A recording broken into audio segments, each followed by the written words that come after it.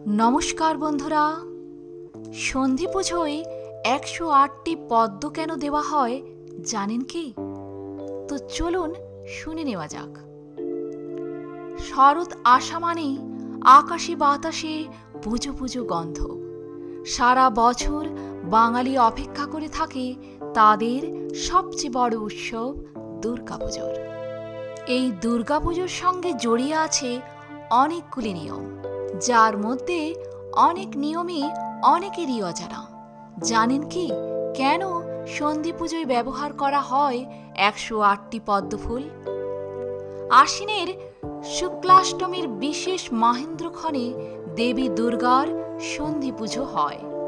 বলা হয় অষ্টমী ও নবমী তিথির শুভ সন্ধিক্ষণই আসলে সন্ধি পুজো। এই বিশেষ তিথিকে শুভ বলে মানা হয়।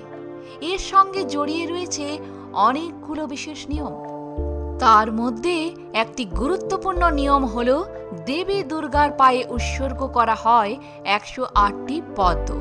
সেই একই সময়ে জ্বালানো হয় 108টি প্রদীপ।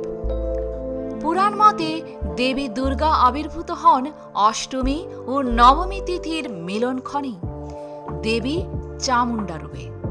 চণ্ড ও মুণ্ড নামক দুই ভয়াবহ অসুরকে এই সন্ধিক্ষণে বধ করেছিলেন দেবী।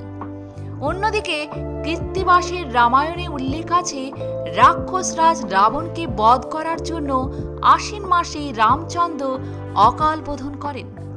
সেখানেও সন্ধি পুজোর বিশেষ তিথিতে দেবীকে 108টি পদ্ম নিবেদন করা হয়। সেই সময় হনুমানকে দেবীদহ থেকে 108টি পদ্ম তুলে আনতে বলা হয়, কিন্তু সেখানে পাওয়া যায় 107টি পদ্ম। তখন রাম নিজে তার পদ্ম সমান নেত্র দান করার ইচ্ছে প্রকাশ করেন এবং দেবী আবির্ভূত হয়ে বর দান করেন যে তিনি রাবণের থেকে নিজেও সুরক্ষা সরিয়ে নেবেন। ষষ্ঠীর দিন রামচন্দ্র পুজো শুরু করেন।